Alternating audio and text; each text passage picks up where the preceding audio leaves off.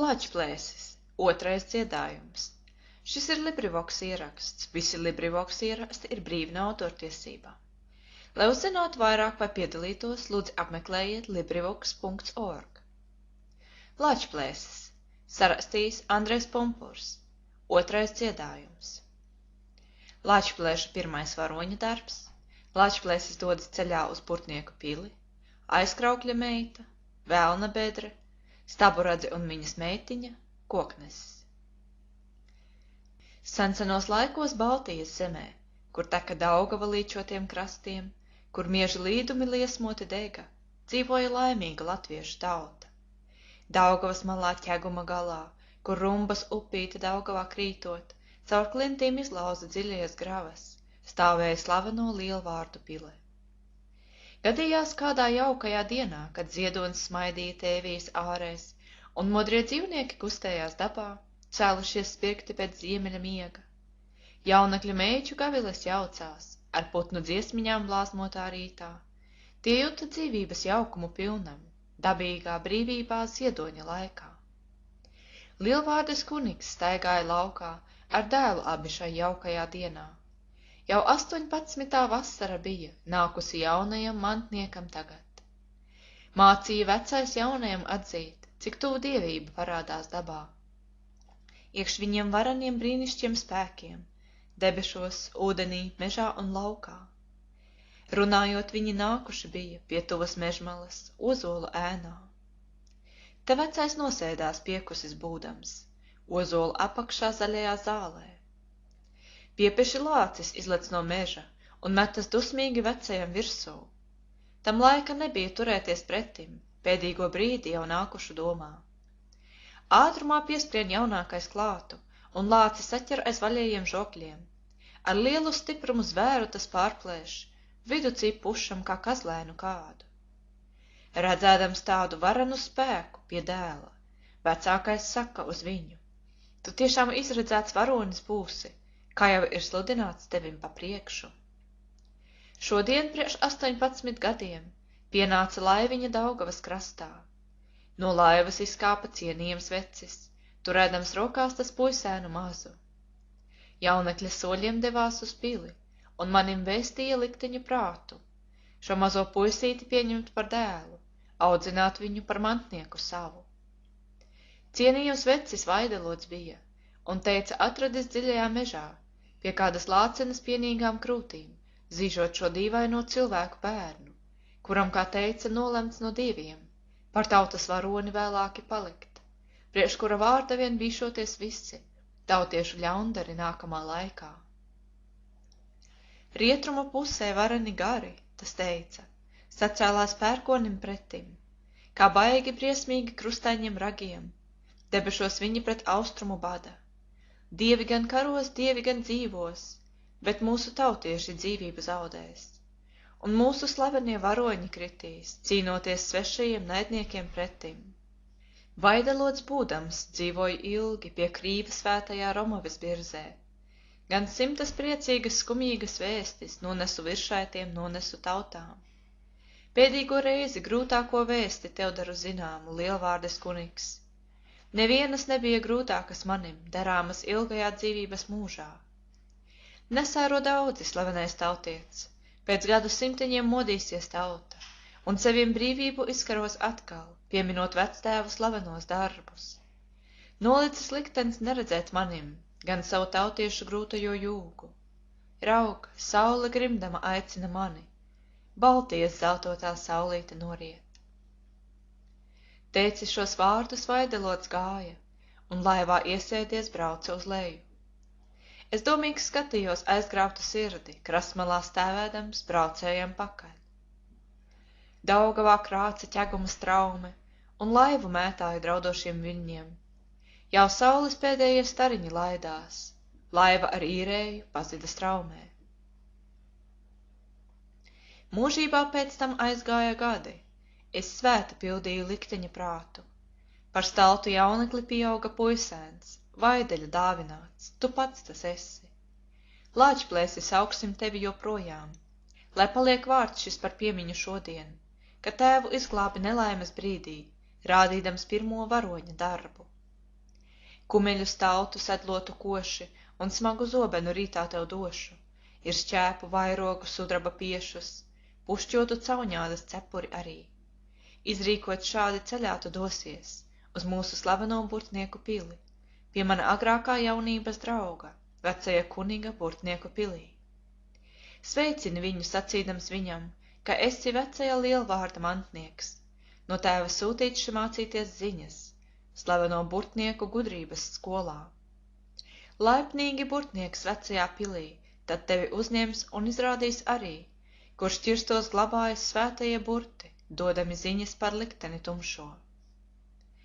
Svētajie burti likumus māca un stāsta teikas par austruma zemi, un apdzied latviešu varoņus dziesmās, dievības, ticības dziļumus atklāja.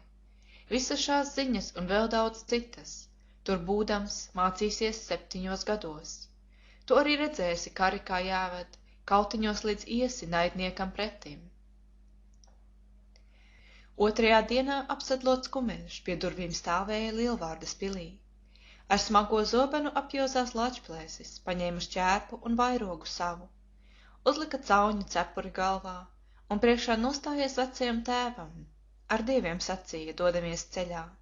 Šķiršanās īsa un sirsnīga bija. Lielvārdu cilts ir slavena tautā, tēvs dēlam sacīja mācību dodams. Daudz mūsu priekštēvu varoņi bija, nekādi traipekļi nepielīp viņiem. Lāčplēsi, dēls mans, tevim ir arī, gan nolemts gods šis no likteņa tēva. Ja pats vien cītīsies nolūku panākt, dievi tad apsargās, uzturēs tevi. Pasaules viltus jaunekļus māna, bet paši jaunekļi liekas sev mānīt. Nedari tādēļ, kā citi tev māca, bet tā, kā citi tev padoma prasa. Taisnību zināt diezgan ir grūti, bet grūtāk nākas vēl taisnību sacīt. Kas dzīvē pārvar šo grūtumu darbos, cilvēku augstāko tikumu panāk. Paturi cieņā ierašus tautā, joprojām vectēvu ticību sargā, bet svētiem liekuļiem neklausi tomēr, tādēļ, ka māca pret brīvības garu. Labumu savu meklējot viņi, izrauga upurus dievības vārdā, bet vēlā ar jodu nāvīgām zālēm tuvojas viņiem un pēdīgi nokauj. Latviešu tauta tēvijā savā vēl tagad neatzīst dzimušus kungus, tā pati izvēlē vadoņus karā, vecākos tiesnešus mierīgos laikos. Zināms tik tos, kuri krietnajos darbos pie tautas parāda cienību savu, tos viņi godina cienī un beidzot apdzied kā varoņus dailīgās dziesmās. Nopietni Lāčplēsis klausījās tēvu, caur viņa sirsnīgiem mācības vārdiem, tas augšup cildītas sajuta krūtis, sajuta spēcīgu dzīties pēc mērķa. Tādēļ tas solīja ievērot visu, tad tēva apkampa spieda tam roku, un sadlos uzlēcis cepuri celdams, vairogu vicināt, aizjāja projām. Aizkrauklis sēdēja pilī pie galda, atspiedis galvu, nogrimis domās. Spīdala viņa vienīgā meita, rotājās gredzeniem krellēm pie loga. Jaunekli īsta skaistule bija, tumšbrūnām zvēroti dedzīgām acīm. Tomēr tai trūka tāds mīlīgais jaukums, pievilkdams liegi jaunekļa sirdis. Ātrumā māna dedzīgas acis, bailīga lieta ir skatīties tādās. Spīdala, vecais uzsauca viņai, paceldams lēnītēm domīgo galvu. Gribēju pavaicāt tevi ar vienu, kur tu šās krellis gredzenus ņemi, kuriem tā ļoti graznoties mīļo? Spīdala satrūkās varēja redzēt, negaidīts nāca jautājums viņai, tomēr tā ātrumā atteica tēvam. Manim tos dāvina vecajā kūma, nākdama ciemā, viņai ir mājās siltītās lādēs daudz tādu mantu. Mīļajā meitiņ, sacīja vecais, nevaru atļaut tevim joprojām dāvanas saņemt no vecajās kūmas. Vecajā kūma, kā ļaudis runā, ragana esot, barojot pūķi, dodot tam arī cilvēku gaļu. Pūķis tai pienesot visādas mantas, visas šās mantas burvības pilnas, godīgai meitai tās neklājas valkāt. Spīdala skatījās laukā caur logu, slēpdama savu sarkstošo ģīmi, un it kā tēva izteiktos vārdus nedzirdot, sacīja meita uz viņu. Mūsu tēvu gan viesis apmeklēs šodien, lūk, kur jauns karēvis iejāja pa vārtiem. Vientuļa stāvēja Aizkraukles pile, attāļi nost no Daugavas krasta. Dziļajos mežos dzīvoja lāči, vilki un pūces tur kauca pa naktīm. Nedrošas tekas cauriši veda, reti kāds ceļinieks nonāca pilī. Spīdala tādēļ ar brīnījās redzot, mežmalā kādu jātnieku staltu, kumeļi valdot jājot uz pili. Aizkrauklis piegāja arī pie loga, gribēdams redzēt, kas tas par viesi. Pagalmā turēja kumeļu lačplēs. Jauneklis klanījās laipni pret logu, teikdams, ka ceļā uz Burtnieku pili, kaimiņam mīļi naktsmāju lūdzot. Aizkrauklis nosteidzās lačplēsim pretim, teikdams, ka labprāt redzot pie sevis slavenā kaimiņa lielvārda dēlu. Lačplēs iz sedliem nolēca vingri, apsveica veci roku tam spiezdams. Kumeļu puišiem man tevis gāja, lielajā istabā Aizkrauklim līdzi. Spīdala nāca abējiem pretim, jauneklim tirpuli gāja pa kauliem. Skaistumu tādu tas nebija redzējis, Spīdals acis raudzījās droši, burvīgas liesmas spīdēja tanīs. Roku, kad dodama jauneklim teica: Sveicinu tevi, kareivis taltais, priecājos nākošo varoni redzēt.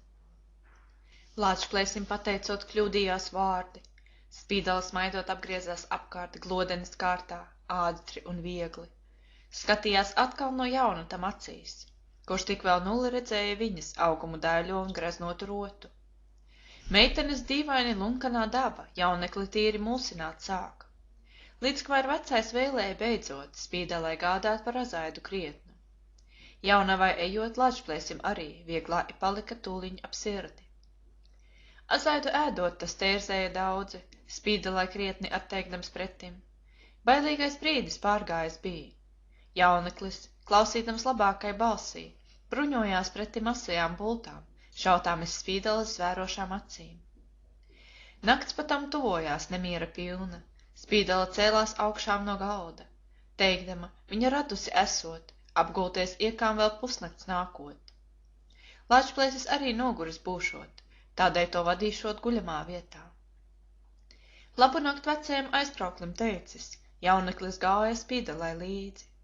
Tā viņa veda otra pus pilī, greznotā guļamā istabā iekšā. Teikdama smīnot, Lačplēša varonis, gulēsi tu šekā dieviešu klēpī. Lačplēsim tiešām ar brīnumi bija, gulta kā sniega kupana, baltiem palagiem klāta, purpura segiem, asiņu sarkaniem spīdēja pretīm. Smaržota vēstma izplepā laidās, pamazām apņēma jauneklim galvu. Spīdala rādījās pati tik skaista, burvīgi skaista, vildama ļoti, aizmirstams visas labākās jūtas, jauneklis iekarsis izstiepa rokas. Tumšota ēna laidās gar logu, Spīdala pazuda viņam iz acīm. Pusnaktī mirdzēja zvaigznīšu pulki, debesu vēlvei spīdēja mēnesis, sudrabu bālo kaisīdams lejās. Lačplēsim istabā nospieda krūtis, atvērs logu, skatījās laukā, elpodams vieglaju, tīraju gaisu. Te viņam izlikās atkal, ka ēnas aizietu gaisā mēnesim garām. Vai varbūt jodi un raganas skraida pusnaktī dzīdami tumsības darbus. Spīdala kādēļ nozuda ātri. Lačplēsis te apņēmās nolūkot viņu. Rītā tas vecajam Aizkrauklim teica, patīkot viņam ļoti šai pilī, tādēļ tas gribot dieniņas kādas, palikt vēl labajā kaimiņu mājā. Aizkrauklis labprāt vēlēja palikt jaunajam viesim un atpūsties krietni. Nākošā vakarā Spīdala teica, ciemiņš nu tagad istabu zinot, apgulties varots, kad vien tam tīkot, vēlējot šī viņam mierīgu dusu. Lačplēsis arī labu nakt teicis, drīzumā ieradās istabā savā. Bet pēc tam klusiņām izgāja laukā, apslēpās tumsā sēcvidus kaktā. Durvišķi labi varēja redzēt, nolūkot gājējus iekšā un ārā. Pusnaktī lēni atvērās durvis, Spīdala nedzirdot iznāca laukā. Viņa bija tērpusies uzvalkā melnā, kājās bija autas zeltotas kurpes. Paļējie mati plīvāja gaisā, ugunim līdzīgas zvēroja acis. Uzacis garās sniedzās līdz zemē, rokā tā turēja burvekļu spieķi. Sētmalā gulēja līkumains bluķis, Spīdala gāja, sēdās tam virsū, burvekļu vārdus murminot sita, trīsreiz ar spieķi palīkajo bluķi. Piepeša gaisā pacēlās bluķis, Ragana šņākdama aizskrēja gaisā. Lačplēsis stāvēja sētmalā ilgi, lūkojās velti Spīdelai pakaļ. Labprāt tas būtu aizskrējis līdzi, redzējis Jodu un Raganu darbus, bet priekš tam trūka varonim spēka. Noskumis devās tas istabā iekšā. Lačplēsis no rīta pa sētsvidu iedams, redzēja bluķi vecajā vietā. Aplūkojas tuvāk, ierauga bluķu, viducī izdobtu caurumu lielu. Varēja cilvēks viegli tur ielīst. Lačplēsim nodūms drīz bija gatavs. Vakarā atkal, kad Spīdela šķirās, Lačplēsis steidzās istabā savā. Uzlika cauņu cepuri galvā, apjozies zobenu izgāja laukā. Ielīda bluķa caurumā iekšā, mierīgi gaidīdams Spīdelu nākot. Un atkal pusnaktī Spīdela nāca, tērpusies melnā raganu rotā, sēdās uz bluķi, 3 reizes ar spieķi uzsita, murminot burvekļu vārdus. Ozola bluķis pacēlās gaisā, aizskrēja pār aizkrauklas mežiem. Reizi pašā sākumā zvēri, putni runāja, Daugavu rakti pērkons viņiem vēlēja. Visi zvēri putniņi kopā nāca strādāt, laust, graust, kasīt, plūkāt un knābāt. Pāvs vienīgs neraka, kalna galā sēdēja. Velns garām iedams pāva putnu vaicāja: kur tie citi kustoņi zvēri putni lopi? Visi zvēri putniņi Daugavu roka. Kādēļ tu viens negribi arī iet pie rakšanas?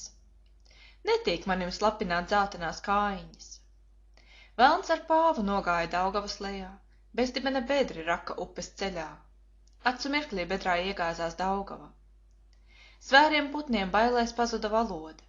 Viņi sāka ākstīties, vadīties un lēkāt, un turklātu dažādi sliktos balsos brēkāt. Lāči rūca briesmīgi, vilki suņi gaudoja, cūkas dikti rukšķēja, vērši stobji bauroja, kaķi žēli ņaudēja, zirgi skaļi zviedza, visas pūces klaigāja, visi strasdi spiedza, dzeguzes kūkoja, visi upju dūkoja, sīki mazi putniņi viņiem starpā dziedāja. Sacēlās dumpis, visu lielais troksnis, līdzi kamēr debesīs dzirdēja pērkons. Un, par vēlnu apskaities, pērkons meta zibiņus, līdzī garām aizgrieza Daugavas ūdeņus. Kalns ar stāvu krastu bedrē apkārt cēlās. Pāvam no šī laika tika melnas kājas. Ļaudim no šīs vietas tagadiņ vēl sargājas. Ceļiniekiem ejot naktī spoki parādās. Māna bedrē iekšā dara viņiem ļaunu, tādēļ ar to nosauca Velna bedres kalnu. Šinī pašā vietā nolaidās Spīdela, kad bija diezgan skrējusi augšā zvaigžņu klajumā. Viegli nebija Lačplēsim caurajā bluķī. Apkārt viņam locījās astaini pūķi, tumšā naktī skriedami, naudu, mantu nesdami. Ugunīgas dzirksteles viņam virsū pūzdami. Arī citas raganas piebiedrojās augšā. Galva reiba Lačplēsim, aizturējās dvaša. Kustēšana mazākā tiktu pamanīta, un tad viņa dzīvība laikam netaupīta. Nolaidušās raganas gāja Velna bedrē, jājamos bluķus atstādamas zemē. 12 bluķi kalna galā gulēja, 12 raganas Velna bedrē iegāja. Lačplēsis arī atspirga drīz atkal, devās bedrē iekšā raganām pakaļ. Dziļa bieza tumsība Velna bedrē valdīja, un ap galvu milzīgi sikspārņi skraidīja. Beidzot kādu gaismu ieraudzīja Spīdam, turpējot, notika tas līdz lielam namam. Tanī bija visādas ērma lietas piekrautas, kuras visas nevar tik ar vārdiem nosauktas. Miroņu galvas, kauli, mati, nagi, vilkatu kažoki, ģīmji, zobi, ragi, pavārnīcas katli, veci podi, vērpeles, maisi, ķipji, režģines, ķērnes, piestas, grezeles, slotas dakšas āmuri, apdeguši kruķi, ratu rumbas, grābekļi, kāši, veci striķi, rakstāmās ādas, tīksti, melnās grāmatas, kādā kaktā sakrautas tādi, zāles kaltētas. Plauktos bija saliktas vāceles, kārbas, zāļu podi, kausiņi, kubuliņi, cibas. Pašā nama viducī uguns dega pavārdā, atspīdēja sienas nejaukākā gaišumā. Lielais katlis vārījās uzkārt slikā kāsī. Uguni čurdīja krupji, melni kaķi, čūskas odzes, rupuči lodāja kaktos, melnas pūces sikspārņi skraidīja dūmos. Lačplēsis iegājas zāļu čupās paslēpās, bet tai pašā brīdī arī krietni satrūkās. jo uzreiz kustoņi sāka troksni taisīt, šņākt, dūgt, svilpot, kvarkstēt un kurkstēt. Drīz arī ieskrēja iekšā vecā ragana, tur pa sānu durvīm iz tālāka kambara. Bet nevienu neredzot apsauca mošķus. Kāds jūs negais dzenā šeitan tādus draņķus? Gan kas šeitan ienācis arī kaklu nolauzījis. Tūdaļ visi neģēļi drīzumā apklusa. Ragana paņēma pavārnīcu rokā, maisīja katlā, teica: jāsauc kopā, meičas vakariņās, gaļa izvārīsies. Tad pa katla malu sita 3 reizēs. Ienāca iekšā 12 meitenes, saņēma ēdienu pasniegtu no vecenes, katra daļu desas gabaliņu gaļas, lāčplēsim kā likās sivēnu gaļas. Tālāk durvis veda citā lielā kambarī, tur bija visas sienas grīda griezti sarkani. Kambara vidū stāvēja liels klucis, un uz kluča nolīts bija kāds sarkans cirvis. Citādi pavisam telpas tukšas atradās. Tālāk tomēr bija atkal durvis redzamas, kuras kādā citā kambarī aizveda. Turpap ar gaļas podiem raganas aizgāja. Lāčplēsis klusiņām gāja viņām pakaļ. Redzēja aiz durvīm kambari atkal. Tur bija galdi, krēsli, visas lietas baltotas. Tāpat arī sienas likās baltotas. Vienā galā stāvēja 2 baltas krāsnis, vienā krāsnī ogles, otrā baltas pupas. Raganas pie galda ēda vakariņas, un pie tam ne vārdu nerunāja viņas. Tālāk atkal durvis gāja kādā kambarī, tur bija augstas velvas, liela augsta pīlāri. Dzeltenā krāsā parādījās telpas. Kambarī stāvēja 12 gultas. Paēdušas raganas ņēma savus podiņus, nokopa galdus, nolasīja kauliņus. Vecene teica: iesim tagad kukņā, lai es jūsu acis redzēju, kas daru. Precnieki drīz šeitan ieradīsies, līgavām tādēļ vajag sataisīties. Lāčplēsis nu steidzās tām pa priekšu kukņā, noslēpās atkal tas aiz zālēm kaktā. Vecene paņēma kādu zāļu podiņu, smērēja acīs zāles tām ar spalviņu. Pēc tam atkal visas aizgāja no kukņas. Acis tām bija tagad padarītas gaišas. Lāčplēsis lūkojās tagad pēc spīdalas, bet to nepazina, visas bija vienādas. Viņš šo zāļu podiņu bija vērā licis un ar sevim zāles iesmērēja acīs. Tūdaļ it kā migla tam no acīm nokrita, un viņš visas lietas tagad skaidri izšķīra. Lielajā katlā vakariņu paliekās, ieskatot redzēja mazu bērnu rociņas, un kur agrāk domāja redzējis desas, bija melnas čūskas sulā izvārītas. Tālāk ejot redzēja viņš, ka pirmā kambara, grīda, griesti, sienas bija no tīra kapara, un uz kluča gulēja kapara cirvis, nevarēja saprast, ko ar viņu darīs. Tālākais kambars bija no tīra sudraba, tāpat visas lietas, galdi, krēsli, lukturi, sudraba skapji bija abas krāsnes, vienā zelta rotas, otrā dārgas pērles. Tālāki pēdējā 3. lielā kambarī, mirdzēja no zelta sienas velves pīlāri.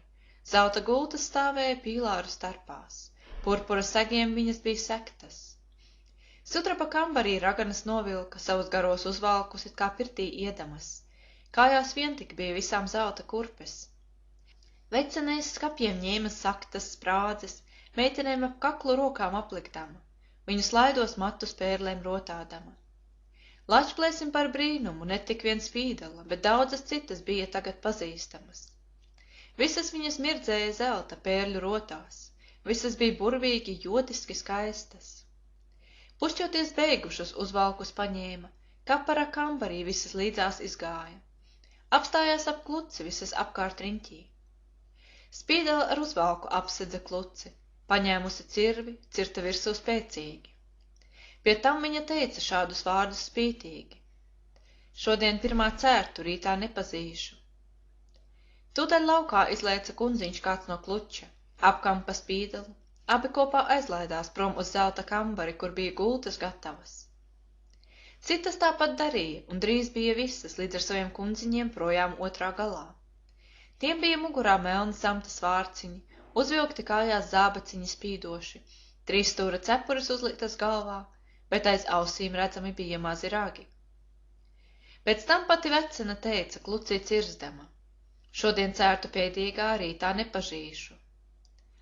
Tūdaļ šņākdams iznāca laukā līgcepure, jeb kā ļaudis sauca, klibais naktcepure, lielākais jodu raganu virsaids. Pazīstams no līkās cepuris ar širmi, taisītu no cilvēku nogrieztiem nagiem. Vai jau viss ir gatavs, prasīja tas raganu. Gatavs, kungs, tā atteica vecene tam pretim. Līkcepura cirta klucī cirvi vareni. Acu mirklī piešķīda kambars pilns ar uguni. Un par zelta ratiem pārvērtās klucis, un par pūķi aizjūgtu ratiem priekšā cirvis. Līkcepuri brauca līdz ar veco raganu, cauri uz zelta kambari, tur tie ratus turēja. Pūķis zemē nogulās, atpleta rīkli, un iz mutes izgrūda dzirksteles un dūmus. Jaunie pāri uzcēlās troksni dzirdēdami, sveicināja līkcepuri apkārt dancodami. Pēc tam visi izskrēja pavardi namā, saņēmušies dakšas atpakaļ nāca. Nokarsēja dakšas pūķa rīklē sarkanas, un tad visi ratiem riņķī apkārt nostājās. Tagad vecā ragana pacēlās stāvus, un ar spieķis izdama skarbi sauca: iekšā! Tūliņ kāda siena atdarījās dibinā, un tur iekšā veda spalvaini tēviņi, kādu bālu cilvēku, iztrūkušos ļoti. Ieveduši iegrūda raganu riņķī. Lāčplēsis to redzot arī diezgan iztrūkās. Tas bija izslavēts svētnieks un labdaris. Viņu sauca Kangars, dzīvoja kā vientuls Kangaru kalnos liela meža vidū. Briesmīgā balsī līkcepura izsauca: Grēcinieks, šodien tevim laiks ir apgājis. Saņem savu algu tagad pūķa rīklē. Tevi tur iegrūdīs raganu dakšas. Gauži sāka lūgties Kangars zemē nokritis. Paildzini, varanais, vēl kādus gadiņus, kalpošu tev joprojām no jauna. Kādu brīdi domājis, līkcepura teica: Nevis tava lūgšana, cita lieta varētu tev no nāves izglābt, paildzināt laiku. Pērkona ticīgo tādu nav daudzums. Grūti diezgan nākas mums viņus vilināt. Tādēļ, ka par laimi Baltijā drīzumā nācis no vakariem kāda sveša tauta. Viņa meklēs iekarot Baltijas zemi, ticību jaunu šeit un gribēs izplatīt. Es arī vēlējos šeto jauno ticību, tā manim vairāk ienesīs gan peļņas, tādēļ, ka man tā jau pieder liela daļa, pašu viņas nesēju, viņas mācītāju. Es no tevis prasu palīdzēt šo ticību, ievest šinī zemē, izplatīt pa Baltiju. Par to tevim dāvinu 39 gadus. Zvērē manim liekuli pie šā pūķa rīkles, ka tu pilnam apņemies pērkonu aizliegt. Es apņemos pilnīgi pērkonu aizliegt, un par savas tautas nodevēju palikt. Un par savas tautas nodevēju palikt, palīdzēt tautas varoņus samaitāt. Palīdzēt tautas varoņus samaitāt, šas svešas ticības mācītājus ieviest. Šes svešas ticības mācītājus ieviest, tautiešus pierunāt svešiniekiem klausīt. Tautiešus pierunāt svešiniekiem klausīt, kaut un dedzināt tos, kas turas pretim. Kaut un dedzināt tos, kas turas pretim, vispārīgu verdzību beidzot še ieviest. Vispārīgu verdzību beidzot še ieviest. Uzcelies, dzīvo līdz noteiktam laikam. Pēc tam visi Kangaru apsveica laipni. Līkcepuri ziņoja darīšanas beigtas. Tad no visiem pavadīts brauca ar raganu, atpakaļ atkal uz kapara kambaru. Šeit un melnie kundziņi izcēla veco, raganu laukā, paši kāpa iekšā. Raganas noliecās vaigiem pie zemes, piešķīda kambarā atkal sēra uguns, un ar troksni iebrauca līkcepura zemē.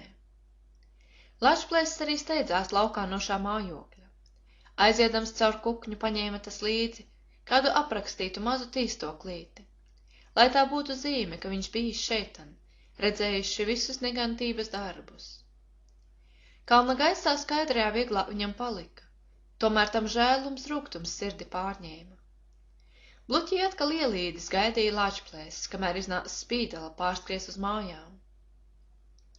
Meičus mājās palēžot, vecine sacīja: Spīdala, tevim pateikšu ko jaunu. Lāčplēsis bija šeitan klāt pie vakariņām. Redzēja, kā kundziņa dzīvoja ar meičām. Spīdala palika drīz gan bāla sarkana, mīlestība pirmā ienaidā negantā, pārvērtās drīz viņa skaislā sirdī. Kādēļ tu to pirmīt neteici manim? Tas būtu galu atradis pūķu uguns rīklē. Mūsu kungam starpā negribēju maisīties.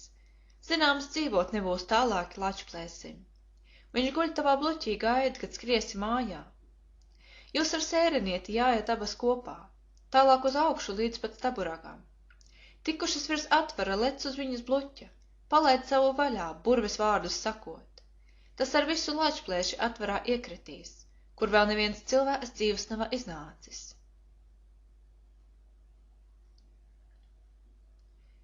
Skaista un cienīga debesšķīgi, un tērpusies greznotās rotās, stabradze pārnāca noskumusi, no likteņa sapulces mājās. Vai arī viņai, kas sēroja daudz pie Latvijas Daugavas krastiem, tādēļ, ka staburaks mūžīgi snauž un vientuļa viņa starp dzīviem, vai viņai nākotnē raudāt vēl būs par Baltijas likteni sūro, veclaiku slava, kas aizmirsta kļūs pie tautas, ko viņa tā mīļo. Tagad, kur vectēvu ticība valda, tā dalību ņēma pie visiem, salnainos rītos tā miglu uzmet, lai neskādē ar aiz tādiem. Pusnaktī piedraudē laiviniekiem, lai atvara tuvumā nebrauc. Pusdienā ganiem un ceļiniekiem avotas pirktumu pasniedz. Bet viņas mīļākā darbošanās no laika uz laiku ir šāda. Izlūkot meitiņas tikumīgas un dzimušas zināmās dienās. Tās viņa sargā kā nevainīgas un aicina kristāla pilī, pamāca, roto un apdāvina, un izlaiž tās laimīgas tautās. Stabradzes meitiņas sauktas tās tiek, un tautieši laimīgi teicas, laimas māte, kuram par līgavu liek, reiz stabradzes meitiņu dabūt.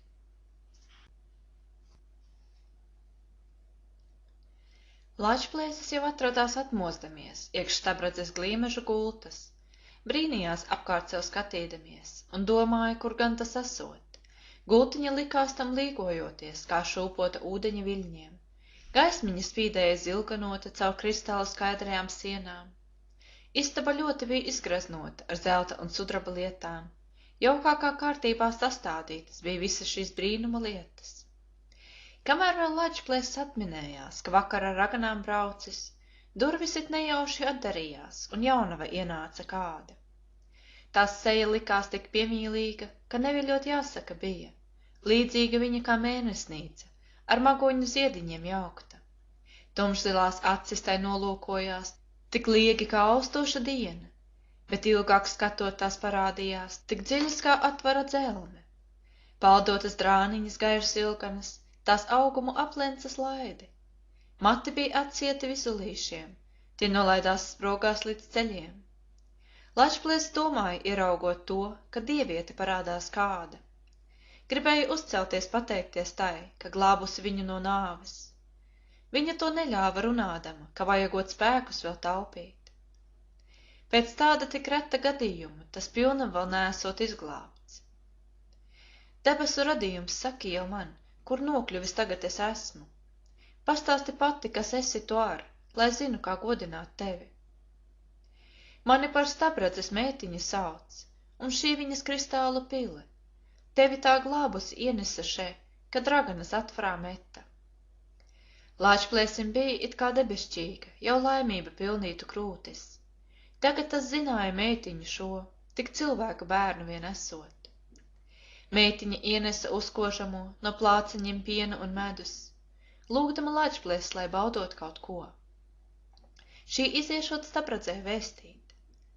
Lačplēsis uzcēlās, spirdzinājās un apģērbās kārtībā ātri. Atkal drīz durvis te atdarījās un ienāca stabradze pati. Laipni tā Lačplēsis veicināja un jautāja, kā viņam klājas. Jauneklis pateicās klanīdamies un teica, ka klājoties labi. Mūžam šai pilī tas vēlējoties pie labajām dievietēm dzīvot. Stabradze skatījās slēpumīgi, kad Lačplēsim atteica šādi. Varbūt, ka vēlāki satiksimies un mūžība nebūs tad gara. Tagad tev dievi spriež tālāk iet uz grūtajā dzīvības ceļa. Pūlēties darbos viskrietnākajos priekš tēvies tautiešu pulkā. Slavu pie tautas sevi iemantoties un laimi pie mīļotās krūtīm. Lačplēsa acis gan spīdēja prieks, ar jaunekļu dušu tas teica. Pateicos dieviem, kas sprieduši man, tie tēvijā likteni šādu. Dzīšos to izpildīt, laimīgāks vēl, sev teicos, ka redzu no vaiga, stabradzi labajo debesšķīgo, un arī tās meitiņu skaisto. Abas jūs būsiet mans augstākais skats un dzineklis tuvoties mērķim. Tevim to vēlējam abas no sirds, tam atteica Stabrate smaidot. Varoni jaunais, tev nāksies gan grūti pret naidniekiem ļaunajiem karot, sevišķi tiem, kuri slepeni lien, un tādi būs Spīdala Kangars. Ņemi šo mazajo spogulīti no manim kā piemiņas zīmi, un kadreiz ļaunajie uzmācas tev, to ātrumā turi tiem priekšā, tūliņ tie paliks kā bezspēcīgi, jo ieraudzīs pērkona ģīmi. Stabrate izņēma runādama iztīnītas spoguli mazu, iedeva Lāčplēsim sacīdama, lai glabājot viņu it labi. Lāčplēsis tai pateicās, izlūdzās ar no jaunavas piemiņu kādu. Meitiņa nosarka, raisīja tad, iz matiem tā zīļotu lenti, pušķoja cepuri viņam ar to, un kaunīgi skatoties teica: brīnišķas lietas, ko dāvāt man nav, bet pušķojot cepuri tavu, bāliņu pulkā es palaižu tev, un vēlēju laimīgu ceļu. Lāčplēsis bija aizgrābts un nezināja, kā meitiņai pateikties labāk. Stabrate atkal to uzrunāja: nu steidzies, varoni jaunais, vadīšu tevi es augšām uz klints, caur kristāla pils vārtiem laukā. Meitiņu, kur par laimdotu sauc, tu tiksi vēl kādreiz redzējis. Cerēju zīļotā lentīte šī, iz brūnajiem matiņiem ņemta, brīnums darīs vēl vairāk pie tev, nekā mans dāvinātais spoguls. Lāčplēsis pie durvīm tak atgriezās vēl, un uzmeta laimdotai acis. Izlikās spriežoties ārā kaut kas, iz meitiņas dzelmīgām acīm. Lāčplēsim nekād bija pārdomāt to, jo pils vārtos atmaņa zuda, krita pie zemes un palika tas, tur pārvērsts par akmeni guļot. Lecoša saulīte apspīdēja jau Daugavas līčotos krastus, debesis bija skaidra un izrādījās, ka jauka būs nākošā diena. Pacēlās tomēr kāds mākulīts mazs un uzkāpa augstāk un augstāk. Mākulim priekšā jāja vecs vīrs uz zirga ar pātugu rokā. Sirmajo zirgu tas apturēja tur augšā pret Stabraka klinti, pātaga rokpātam noplīkšķēja, un liesmoti zibiņi cirtās, pērkoņa spērieni norībēja. Gar klintas sienām akmeņu šķīda, Stabraks pamatos nodrebēja, un krastmalā stāvēja Lāčplēsis.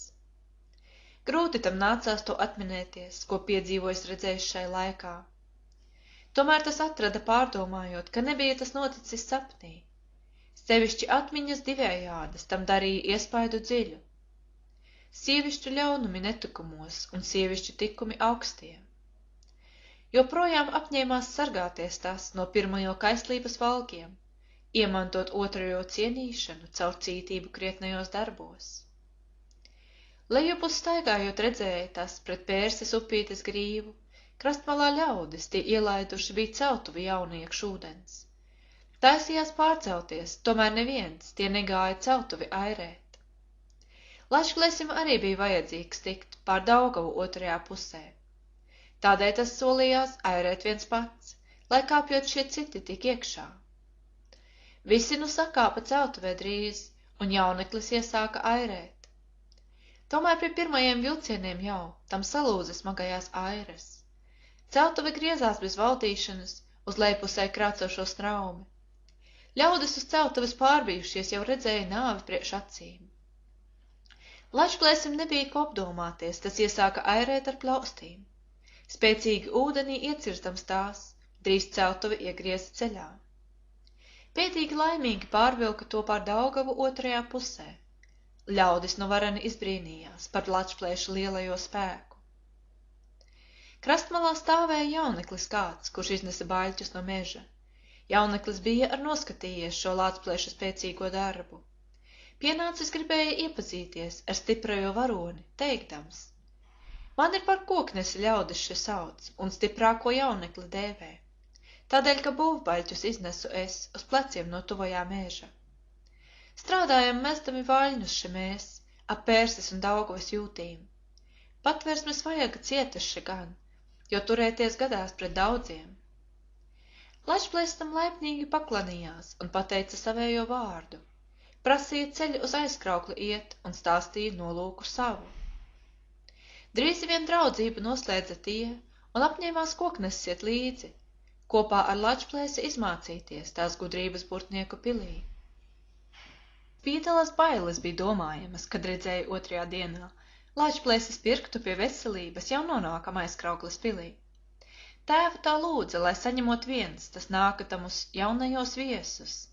Nesot labi šeit tagad pie sirds, tā aiziešot kambarī savā. Turpretim Aizkrauklis priecājās daudz, kad Lačplēs redzēja sveiku. Gribējis bija tas ziņu jau laist uz Lielvārdes kuniga pili. Lačplēsim arī viss nepatikās ar Spīdeli satikties atkal. Tādēļ tas prasīja aizbildināt, kad Aizkrauklis lūdza nākt iekšā. Esot jau ilgi šis nokavējies, un tādēļ nu došoties tālāk. Aizkrauklis mežos tas apmaldījies, no kurienes kokneses to glābis. Aizkrauklis grozīja galvu par to, bet tomēr drīz vēlēja atvest Lačplēša kumeļa apsedlotu. Un jaunekļi devās uz ceļu. Spītele pakaļ tiem noskatījās un acis vēroja nikni.